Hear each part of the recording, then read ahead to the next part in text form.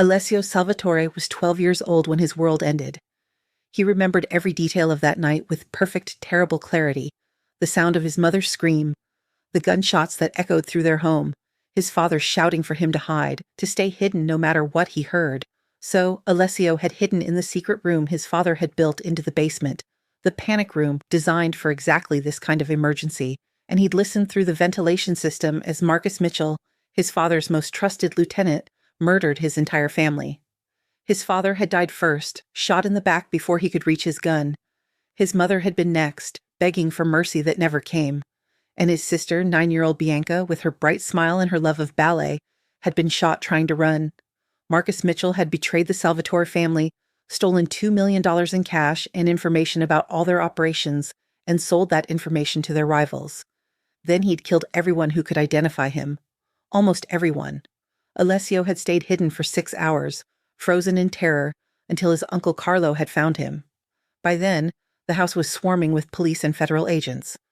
By then, Marcus Mitchell had disappeared, vanished with his stolen money and his secrets. But Alessio had never forgotten. He'd spent the next 15 years being raised by his uncle, learning the family business, rising through the ranks until he became the head of the Salvatore organization at 25.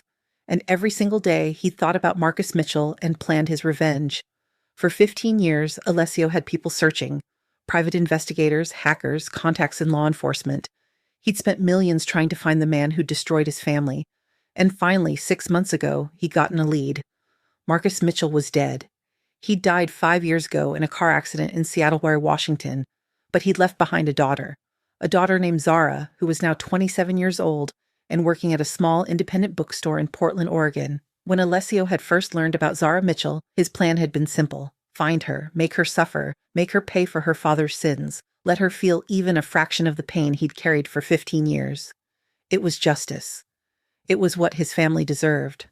So Alessio had come to Portland, had his people gather information about Zara Mitchell's life, and had planned his revenge carefully, methodically, the way he did everything. And then he'd seen her. Alessio stood across the street from Midtown Books on a rainy October afternoon, watching through the store's large windows as Zara Mitchell helped a customer. She was beautiful in a way that caught him completely off guard. She had warm brown skin, natural hair pulled back in a simple ponytail, and an expressive face that lit up when she smiled. She was wearing jeans and a burgundy sweater, nothing fancy, but she moved with an unconscious grace that drew the eye. She was laughing at something the customer said, her whole face transforming with genuine joy. Alessio felt something twist in his chest. This was Marcus Mitchell's daughter, the daughter of the man who'd murdered his family. She should look cruel or cold, or somehow marked by her father's sins. Instead, she looked kind. She looked happy. She looked innocent. "That's her, boss," said Luca, Alessio's second in command, standing beside him under the awning of a coffee shop. Zara Mitchell, 27 years old. Works at the bookstore 6 days a week. Lives alone in a studio apartment 3 blocks from here. No criminal record, no connections to any of her father's old associates. What else? Alessio's voice was flat, controlled. She went to Portland State, graduated with a degree in literature, pays her bills on time, volunteers at a youth literacy program twice a week, has a few friends but keeps mostly to herself. Luca glanced at his phone, reading from his notes. By all accounts, she's exactly what she appears to be. A nice girl who loves books and lives a quiet life. Her father died when she was 22. She didn't attend the funeral. From what we can gather, she hadn't seen or spoken to Marcus Mitchell since she was 12 years old. Alessio's head snapped toward Luca. 12? The same age I was when... Yeah. Luca's expression was grim. Seems like the same year Marcus betrayed your family, he also walked out on his own. Zara and her mother were left with nothing. They moved across the country, changed their last name from his original name, Donovan, back to her mother's maiden name, Mitchell. The mother died 3 years ago. Cancer. Zara was with her until the end. Alessio stared at Zara through the bookstore window, his mind reeling. She'd been 12 when her father abandoned her, the same age he'd been when her father murdered his family. She'd grown up without him, just as Alessio had grown up without his parents. So she's innocent, Alessio said quietly. Seems like it. She was a kid when everything happened. Probably doesn't even know what her father really did. Alessio watched Zara ring up the customer's purchase, carefully wrapping the books in brown paper with string. She handed over the package with another bright smile, and Alessio felt that twisting sensation in his chest again. This was supposed to be simple. Find Marcus Mitchell's family. Make them suffer. Get justice. But how could he hurt someone who'd already been hurt by the same man? How could he make an innocent woman pay for sins she didn't commit? "What do you want to do, boss?" Luca asked. Alessio was silent for a long moment, watching Zara straighten books on a display table, completely unaware that the son of the family her father destroyed was watching her from across the street. "I want to know everything about her," Alessio said finally. "Everything. What she reads, what she eats, who her friends are, what she dreams about. I want to understand who Zara Mitchell is. And then I'll decide." Luca didn't question the order. He simply nodded and walked away, leaving Alessio standing in the rain, watching a woman who should have been his enemy, but instead was becoming something far more complicated. Over the next 2 weeks, Alessio learned everything about Zara Mitchell. He read reports about her life, looked at photographs, listened to recordings of her conversations with friends. His people were thorough, and the picture they painted was remarkably consistent. Zara Mitchell was genuinely good. She worked hard at a job she loved, even though it barely paid enough to cover her bills. She volunteered her free time to help struggling kids learn to read. She visited elderly neighbors and brought them groceries. She donated to animal shelters even though she could barely afford to. She was also lonely. She had a few friends, but she kept them at a distance. She never dated. She spent most of her evenings alone in her small apartment, reading or writing in a journal, and she had nightmares. Alessio's surveillance team had audio from her apartment, and several times a week Zara would wake up crying in the middle of the night. Alessio listened to one of those recordings, sitting alone in his hotel room, and felt something crack inside him. Zara was crying for her mother, sobbing that she missed her, that she was sorry she couldn't save her. This woman was not his enemy. She was another victim of Marcus Mitchell's cruelty, and Alessio found himself fascinated by her in a way that had nothing to do with revenge. He started going to the bookstore, not to confront her, not yet. Just to watch her. He'd browse the shelves, always staying in her peripheral vision, never speaking to her directly. He told himself he was gathering more information, looking for weaknesses he could exploit, but the truth was, he just wanted to be near her. Zara had a way of talking about books that made them come alive. He'd listen as she recommended novels to customers, her voice passionate and warm. She knew every section of the store intimately. She could quote passages from memory. She understood stories in a way that went beyond simple enjoyment. She was intelligent. She was kind. She was everything Alessio had trained himself not to be, and he was falling for her. The realization hit him like a punch to the gut. He was standing in the fiction section, supposedly looking at Italian literature, but really watching Zara help a young boy pick out a book for his school project. She was crouched down to his eye level, talking to him with such patience and encouragement that the shy kid was starting to smile. Alessio Salvatore, the man who'd spent 15 years planning revenge, was falling in love with Marcus Mitchell's daughter. It was the most irrational, impossible, dangerous thing he'd ever felt. "Can I help you find something?" Alessio's head snapped up. Zara was standing 3 feet away looking at him with friendly curiosity. Up close, she was even more beautiful. Her eyes were a warm brown, intelligent and kind. She had a small scar on her chin, barely visible, and freckles across her nose. "I'm just browsing," Alessio managed to say. His Italian accent was slight, carefully controlled after years in America, but it was still there. "You've been coming in for 2 weeks and always look at the Italian literature section." Zara's smile was gentle, not accusatory. "I'm guessing you're either doing research or homesick? Want some recommendations?" She'd noticed him. Of course she'd noticed him. Zara was observant, intelligent. She paid attention to her customers. "Homesick," Alessio said, deciding on a version of the truth. "I'm from Sicily originally. I don't get back very often." "Sicily." Zara's eyes lit up. "I've always wanted to go there. The history, the culture, the food." She pulled a book from the shelf. "Have you read this? It's set in Palermo. Beautiful prose, even in translation." Alessio took the book she offered, their fingers brushing briefly. The contact sent electricity through his entire body. "I haven't. Thank you." "I'm Zara, by the way. I work here 6 days a week, so if you need anything, just ask. Alessio. He gave her his real first name, knowing she wouldn't connect it to anything. Thank you for the recommendation. Zara smiled again, that bright, genuine smile that made his chest ache, and walked away to help another customer. Alessio stood there holding the book, his heart pounding. He'd just spoken to her. He touched her hand. And instead of seeing an enemy, he'd seen a woman he desperately wanted to know. This was a disaster. This was everything he shouldn't want. But he couldn't walk away. Alessio went back to the bookstore the next day, and the day after that. Each time, he'd browse for a while, then approach Zara with a question about a book. She was always happy to help, always had the perfect recommendation, always made him feel like he was more than just another customer. They started talking beyond books. Small conversations at first, the weather, the neighborhood, how long he'd been in Portland. Alessio lied smoothly about why he was in the city. He said he was here for business, real estate development, that he was considering making Portland his permanent home. It wasn't completely untrue. The Salvatore family did own legitimate real estate holdings, and Alessio could work from anywhere. What do you think of the city? Zara asked him one afternoon. The store was quiet, just the two of them and an older man reading in the history section. It's growing on me, Alessio said honestly. It's different from what I'm used to. Quieter, greener. Where did you live before? New York mostly, Chicago for a while. Also true. The Salvatore organization operated out of New York with interests in several other major cities. I've never been to New York, Zara said wistfully. I'd love to see it someday. All those bookstores, the libraries, the literary history. You'd love it, Alessio said, but you'd miss the rain here. Zara laughed. True.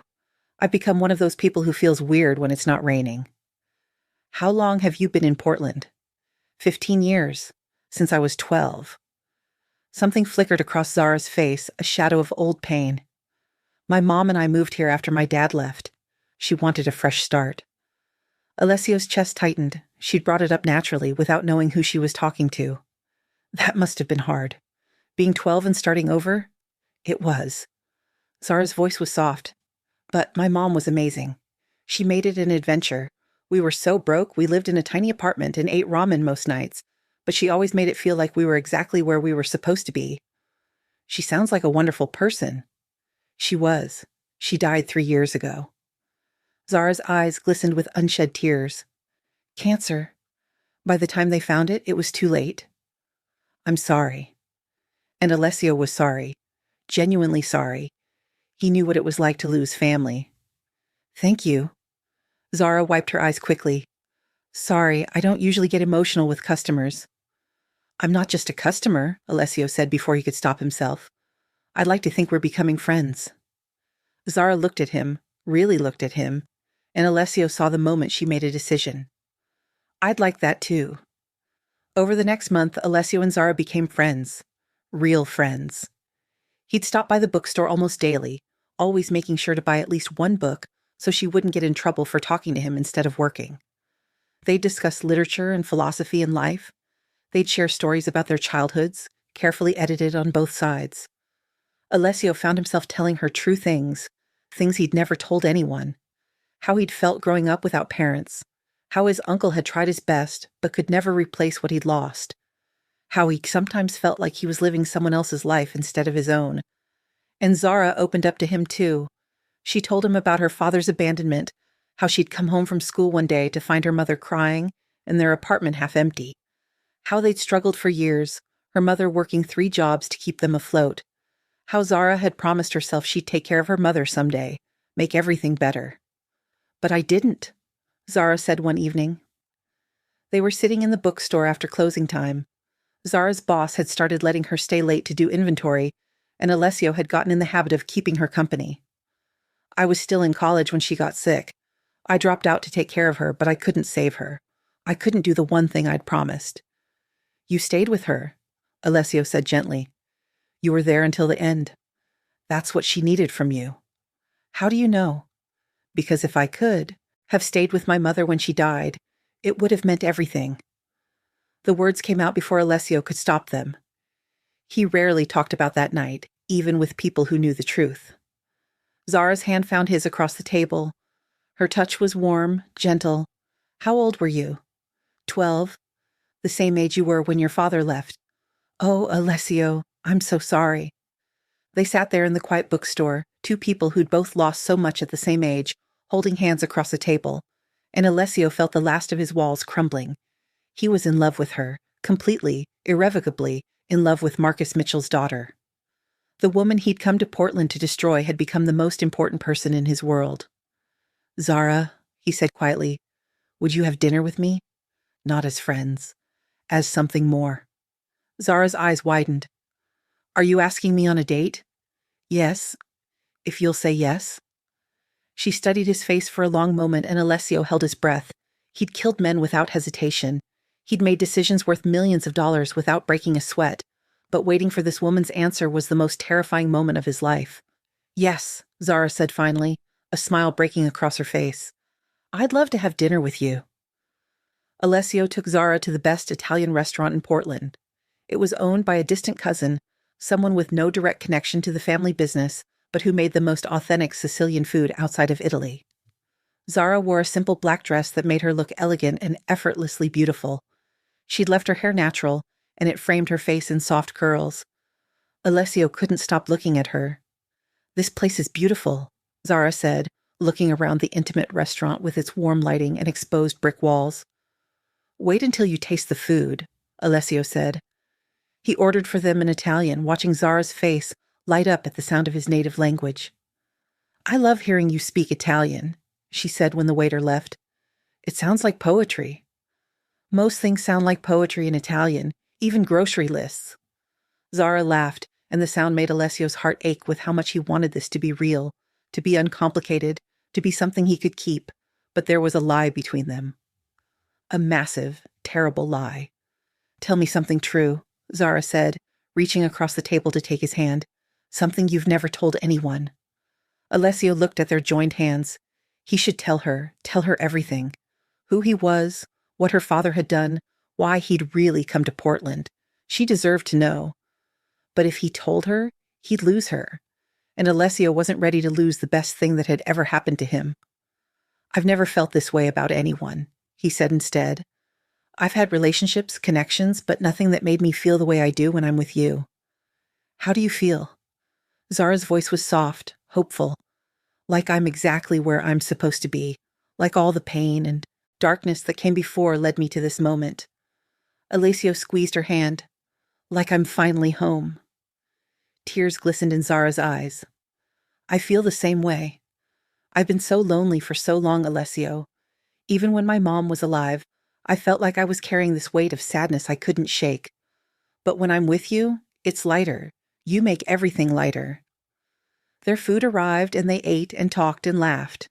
Alessio told her stories about Sicily, about his uncle who'd raised him, about learning to love literature from his mother before she died. All true things, carefully curated to hide the darker truths. And Zara told him about her dreams of writing a novel someday, about the children she worked with at the literacy program who reminded her why stories mattered, about her hope that she could make enough difference in the world to balance out the pain her father had caused. What did your father do? Alessio asked, even though he knew. He needed to hear it from her. Zara's expression darkened. I don't know exactly. My mother never told me the details, but I know he was involved in organized crime.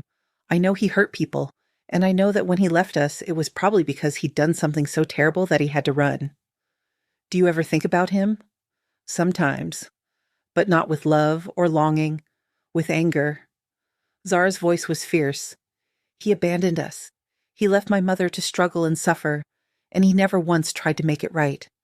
When he died 5 years ago, I didn't go to the funeral. I didn't shed a single tear, because he wasn't my father. He was just the man who destroyed my childhood. Alessio felt something twist in his chest. She hated her father as much as he did. She was as much a victim of Marcus Mitchell's cruelty as anyone. I'm sorry, he said. I'm sorry you had to carry that. It's not your fault. Zara smiled sadly. We can't choose our parents. We can only choose what kind of people we become despite them. After dinner, Alessio walked Zara home through the rainy Portland streets. She tucked herself against his side, sharing his umbrella, and Alessio wrapped his arm around her waist. They fit together perfectly. At her apartment building, Zara turned to face him. This was the best first date I've ever had. It's the only first date I've wanted to have, Alessio said honestly. Zara reached up to touch his face, her fingers tracing his jawline. Can I tell you something that might scare you? Anything. I think I'm falling for you. Too fast, too hard, but I can't help it. Alessio's heart thundered in his chest. That doesn't scare me. What scares me is the thought of losing you. You won't lose me. Zara's voice was certain. I'm right here. Alessio cupped her face in his hands and kissed her. The kiss started gentle, tentative, testing, but Zara responded with a hunger that matched his own, her hands gripping his coat, pulling him closer. They kissed in the rain, two broken people, finding healing in each other, and Alessio knew he was past the point of no return. He couldn't hurt this woman. He wouldn't.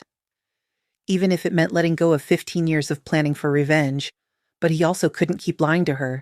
The next morning, Alessio sat in his hotel room with Luca, trying to figure out what to do. You're in love with her, Luca said. It wasn't a question. Yes. Does she know who you are? What her father did? No. And I don't know how to tell her. Luca was quiet for a moment. You have to tell her, boss. She deserves the truth. If I tell her, I'll lose her. Maybe, or maybe she'll understand. She hates her father as much as we do. Maybe she'll see that you're giving up revenge for her. That's not nothing. Or she'll see that I came here to hurt her, that I've been lying to her from the beginning. Alessio ran his hands through his hair. I don't know what to do, Luca. For the first time in my life, I don't have a plan. Then maybe it's time to just be honest. Tell her everything. Let her decide. Alessio knew Luca was right. Zara deserved the truth, no matter how much it might hurt, but he couldn't bring himself to do it. Not yet. Not when things between them were so new and perfect, so he kept lying. Over the next 2 months, Alessio and Zara fell deeper in love. They spent almost every evening together. Alessio would meet her after work, and they'd walk through the city, talking about everything and nothing. They'd have dinner at small restaurants. They'd browse bookstores together, Zara excitedly showing him new releases and hidden gems. And they'd go back to Zara's small apartment and make love slowly, carefully, learning each other's bodies with reverence and passion. Alessio had never felt this way about anyone. Zara was brilliant and kind and passionate. She challenged him intellectually. She made him laugh. She made him want to be a better man. And every day, the lie between them grew larger. Alessio started making changes to his life. He told his uncle he wanted to step back from the family business, focus on the legitimate holdings. He started the process of moving his base of operations to Portland. He began imagining a future where he could be with Zara without the weight of his past. But he still didn't tell her the truth. I love you, Zara said one night. They were lying in her bed, tangled together, the rain pattering against the window. I love you, Alessio Salvatore, completely. It was the first time either of them had said it. Alessio felt his throat tighten with emotion. I love you too, he said, more than I thought I could love anyone. Then stay, Zara whispered. I know you have business in New York, obligations, but stay here, with me. Build a life here. I am staying, Alessio said, pulling her closer. I'm not going anywhere, Zara. I promise. He meant it. He would stay. He would build a life with her. He would make this work. He just had to tell her. The truth first. Alessio planned to tell Zara everything on a Saturday evening. He'd rehearsed what he'd say 100 times. He'd start with his family, what had happened to them. Then he'd tell her about her father's role. And finally, he'd admit that he'd come to Portland planning revenge, but had fallen in love with her instead. It was the truth. It was what she deserved. And Alessio had to believe that their love was strong enough to survive it. But before he could tell her, everything fell apart. Alessio was at his hotel when Luca burst in, his face pale. We have a problem, boss. A big one. What happened? Dmitry Volkov found out you're in Portland, and he knows why. Alessio's blood ran cold. Dmitry Volkov was the head of the Russian mob in the Pacific Northwest, and he'd been one of the people who'd benefited from Marcus Mitchell's betrayal 15 years ago. Mitchell had sold information to the Russians, information that had helped them take territory from the Salvatore family. How does he know? Someone talked. One of the investigators we had looking for Mitchell. Dimitri's been waiting to see what you'd do once you found Mitchell's daughter. Luca pulled out his phone. showing Alessio a series of photographs. They were surveillance photos of Zara, coming out of her apartment, walking to the bookstore, meeting Alessio for dinner, all clearly taken by professional surveillance. He's been watching her? Alessio's voice was deadly calm. For the last week. And boss, there's more. He's planning to make a move. He wants to grab her, use her as leverage against you, force you into giving up territory or paying him off. When? Soon. Maybe tonight. Alessio was already moving, grabbing his coat, his gun. Get our people in position around her apartment. Now. I'm going to get Zara and bring her somewhere safe. Boss, if you do this, if you protect her, everyone will know. The other families, your own people. They'll know you chose Marcus Mitchell's daughter over revenge. I don't care.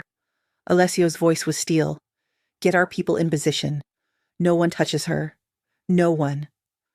Alessio drove to the bookstore faster than he should have, his mind racing. He'd been so focused on his own secrets, his own lies, that he'd missed the bigger danger. He'd let his guard down, and now Zara was at risk because of him. He burst into the bookstore 20 minutes before closing time. Zara was at the register helping a customer, and she looked up in surprise when she saw him. Alessio, what's wrong? We need to go. Now.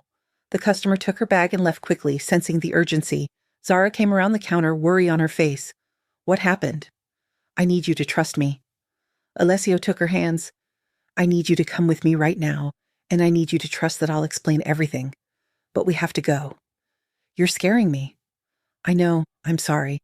But Zara, please, trust me one more time. Zara looked into his eyes, and Alessio saw the moment she made her choice. Okay, let me grab my bag. She locked up the store quickly, and Alessio led her to his car. He drove toward one of his safe houses, a small apartment in a secure building that was registered under a false name. His phone rang constantly with updates from Luca. His people were in position. They'd spotted Volkov's men near Zara's apartment. The threat was real and immediate. Alessio, please tell me what's happening. Zara said, her voice shaking. I will, I promise. Just let me get you somewhere safe first. They reached the safe house, and Alessio led Zara inside. It was a simple one-bedroom apartment, sparsely furnished but clean and secure. He locked the door behind them and set the security system. Only then did he turn to face her. Zara was standing in the middle of the living room, her arms wrapped around herself, looking small and scared. Please tell me what's going on. Alessio took a deep breath. This wasn't how he'd wanted to do this, but he had no choice. The truth was about to come out whether he wanted it to or not. My name is Alessio Salvatore, he began.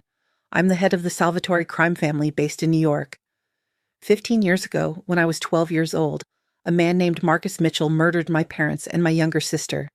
He was my father's lieutenant, his most trusted man, and he betrayed us for money and power.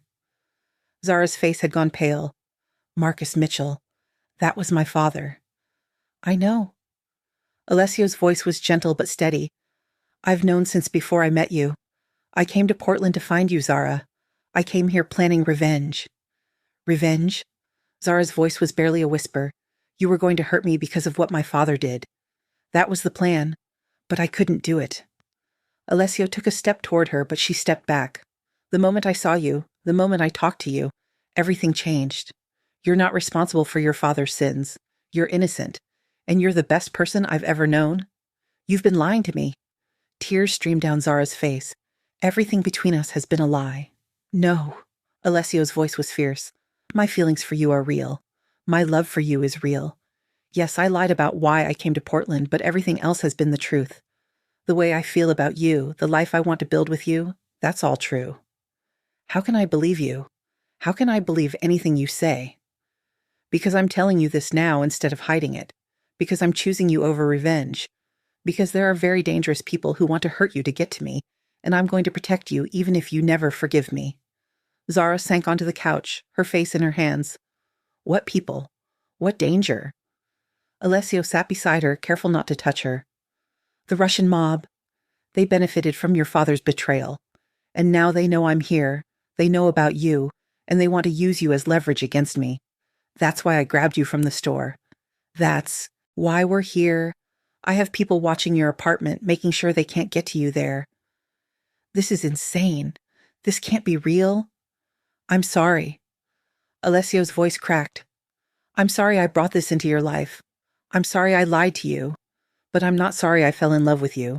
That's the one thing I can't regret. Zara looked up at him, her eyes red from crying. You said your mother died when you were 12. That was true? Every word I told you about my family was true. My mother, my father, my sister Bianca. They all died that night. Your father killed them while I hid in a panic room and listened. Fresh tears spilled down Zara's cheeks. Oh my God. Alessio, I'm so sorry. I'm so sorry for what he did to you. It's not your fault. You were a child. You're as much his victim as I am. But you came here to hurt me, to make me pay for what he did. I did, and I was wrong. Alessio reached out slowly, giving her time to pull away, and took her hand. I spent 15 years planning revenge, thinking it would make me feel better, that it would honor my family. But it wouldn't have. Hurting you wouldn't bring them back. It would just create more pain, more victims. So you're just going to let it go? Forget about revenge? I already have. The moment I fell in love with you, revenge stopped mattering. You matter, Zara. You're all that matters. Zara squeezed his hand, and Alessio felt a flicker of hope. I don't know if I can forgive you for lying. I don't know if I can trust you again. I understand. And I'll do whatever it takes to earn your trust back. I'll spend the rest of my life proving that my love for you is real, if that's what it takes. They sat in silence for a long moment, holding hands, both of them processing everything that had been revealed. What happens now? Zara finally asked. Now I keep you safe. I deal with the Russians. And then, if you'll let me, I spend the rest of my life making this up to you. I need time, Zara said quietly. I need time to think about all of this. You can have all the time you need. Just let me keep you safe while you think. Zara nodded, and Alessio felt some of the tension leave his body. She hadn't forgiven him, but she hadn't walked away either. That was something. The next few days were tense. Alessio kept Zara at the safe house while his people dealt with the Russian threat. It turned out Volkov had been overplaying his hand.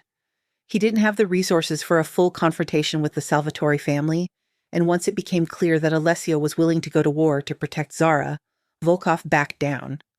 A negotiation was reached. Territory was adjusted, money changed hands, and Volkov agreed to leave Zara alone. Through it all, Zara stayed quiet. She read the books Alessio brought her. She ate the meals he cooked. But she kept an emotional distance that broke his heart. On the fourth night, Alessio couldn't take it anymore.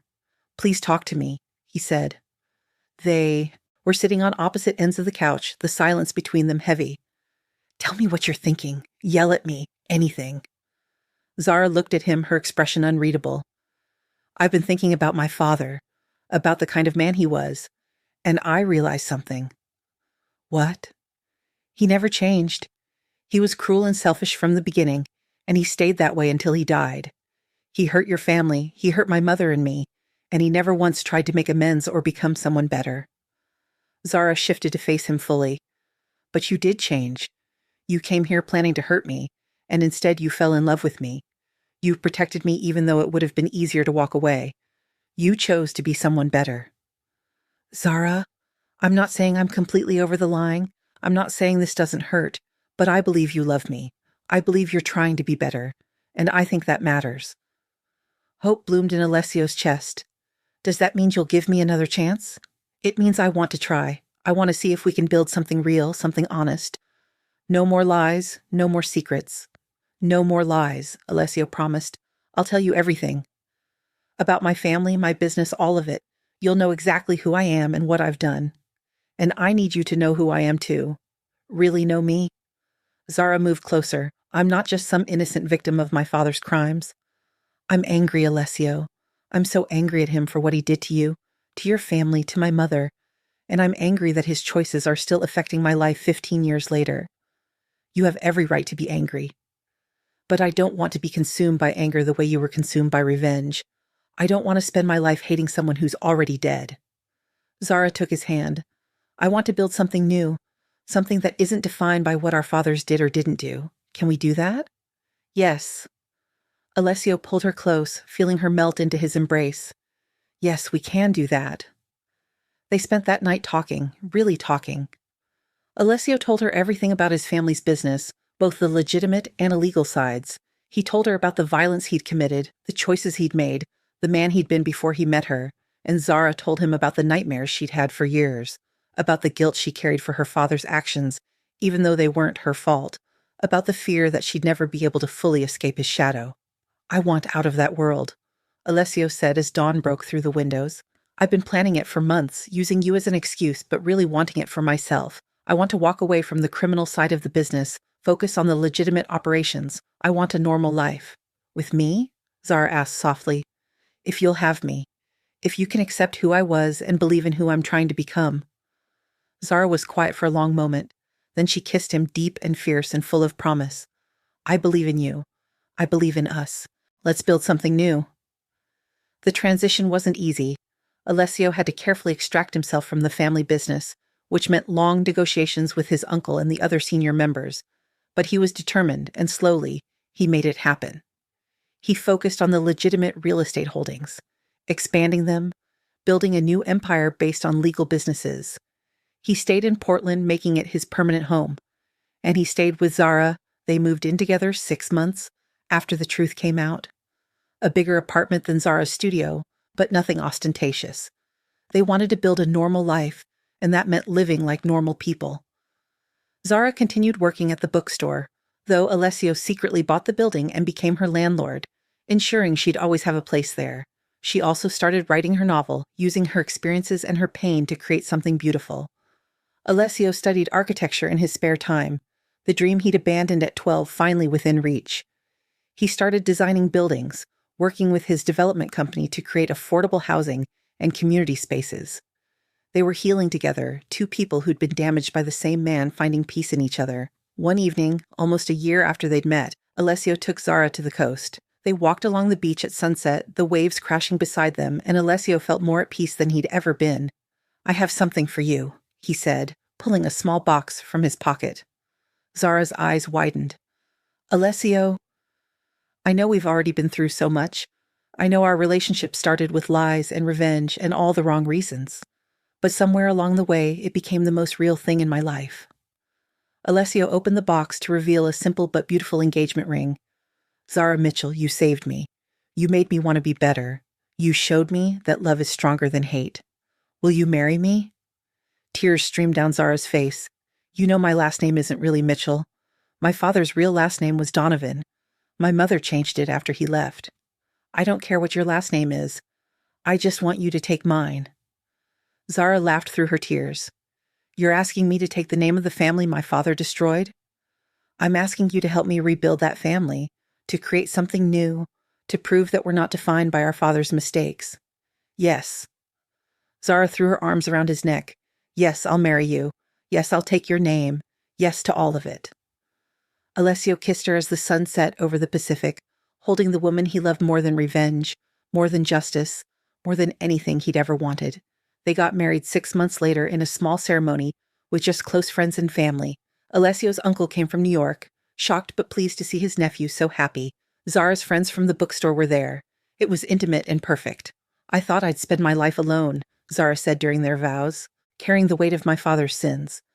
But you showed me that we don't have to be defined by where we come from. We can choose who we become, and I choose to become your wife." "I thought I'd spend my life seeking revenge," Alessio said, "letting hatred consume me. But you showed me that love is more powerful than hate, that forgiveness is stronger than vengeance. You gave me my life back, Zara, and I promise to spend every day of that life loving you." They honeymooned in Sicily, Alessio showing Zara the island of his birth. They visited the places his family had lived, paid respects at his parents' graves, and made peace with the past. "Thank you," Alessio said one evening. They were sitting on a terrace overlooking the Mediterranean, watching the sunset paint the sky in shades of gold and pink. "For what?" "For believing in me. For seeing past the monster I could have been to the man I wanted to be." "You were never a monster," Zara said, taking his hand. "You were just hurt. And hurt people unless they find a reason to heal. I'm glad I could be your reason." "You're more than that. You're my heart. You're my redemption. You're everything." Zara leaned her head on his shoulder. "Your family would be proud of you, you know. Proud that you chose love over revenge. Proud of the man you've become." "I hope so. I hope they'd understand." "They would." Zara squeezed his hand. "Because love is always the right choice. always. 2 years after they married, Zara gave birth to their first child, a daughter they named Bianca after Alessio's sister. Holding his daughter for the first time, looking at her tiny, perfect face, Alessio felt the last of his old anger melt away. "She looks like you," Zara said, exhausted but glowing. "She has your smile." Alessio kissed his daughter's forehead. "She's perfect." "What kind of life do you think she'll have?" Zara asked. "A good one, a normal one. She'll grow up knowing she's loved. She'll never have to carry the weight of our mistakes." Alessio looked at his wife, at the mother of his child, at the woman who'd saved him from himself. "She'll know that love is stronger than hate, that family is chosen, not just inherited, and that we can always choose to be better." "Her father killed his family," Zara said softly, "but her mother taught him that forgiveness was possible. And together we proved that love really can conquer hate."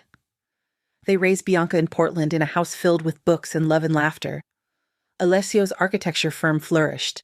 Zara published her novel to critical acclaim. They were active in their community, supporting literacy programs and youth centers, and they told their daughter the truth when she was old enough to understand. About her grandfather who'd done terrible things. About her father who'd planned revenge but chose love instead. About her mother who'd been brave enough to forgive and believe in second chances. "So Grandpa Marcus was a bad man?" young Bianca asked when she was 8 years old. "Yes," Zara said honestly. "He was. He hurt a lot of people, including your father's family and my mother and me." "But you and Papa fell in love anyway?" "We did," Alessio confirmed, "because sometimes the most important thing we can do is choose love over hate, choose forgiveness over revenge." "Is that why you named me Bianca? After Papa's sister who died?" "Yes, to honor her memory and to prove that love can create new life from old tragedies." Their daughter thought about that. "I think that's beautiful. Sad, but beautiful." "That's what life is sometimes," Zara said, pulling Bianca into a hug. "Sad and beautiful all at once. But the beautiful parts make the sad parts worth it." Years passed. Alessio and Zara grew older together, their love deepening with time. They added 2 more children to their family, both boys who inherited their parents' strength and compassion. Alessio never regretted his choice to give up revenge. Some of his old associates questioned it, wondered how he could forgive the daughter of the man who destroyed his family. But Alessio didn't need them to understand. He understood, and that was enough. On their 20th wedding anniversary, Alessio and Zara returned to the beach where he'd proposed. Their children were grown now, pursuing their own dreams. It was just the 2 of them, walking along the shore at sunset like they'd done so many times before. "Do you ever wonder what your life would have been like if you'd never met me?" Zara asked. "Sometimes," Alessio admitted. "I think I would have gotten my revenge eventually, found some way to hurt your father's memory through you, and then I would have spent the rest of my life empty and alone, thinking revenge had filled the hole in my heart when really it had just made it bigger." "And do you regret giving up that revenge?" "Never. Not once." Alessio stopped walking and turned to face her. "You know what I realized? My family wouldn't have wanted me to live a life consumed by hatred. They would have wanted me to find happiness, to build something beautiful, to choose love." "I think you're right," Zara said softly. "And I think my mother would have been proud of me too, for not letting my father's mistakes define me, for building a life filled with love and purpose." "We did it," Alessio said, pulling her close. "We broke the cycle. We proved that love really is stronger than hate." "We did," Zara agreed, "together." They stood on the beach, holding each other as the sun set, 2 people who'd found healing in the most unexpected place, 2 people who'd proven that forgiveness was possible, that love could conquer even the deepest hatred, and that sometimes the person you think is your enemy is actually your salvation. Alessio Salvatore had come to Portland seeking revenge on Marcus Mitchell's daughter. Instead, he'd found Zara Mitchell and discovered that love was worth more than vengeance, that healing was better than hatred, and that sometimes the greatest honor you can give the people you've lost is to choose life and love over death and revenge. And Zara had learned that she wasn't defined by her father's sins, that she deserved love and happiness, and that sometimes the most dangerous person in your life becomes the safest place you've ever known. Together, they'd built something beautiful from tragedy, a family, a life, a love story that proved redemption was real, and that was the greatest revenge of all, living well, loving deeply, and proving that even the darkest hatred couldn't extinguish the light of love.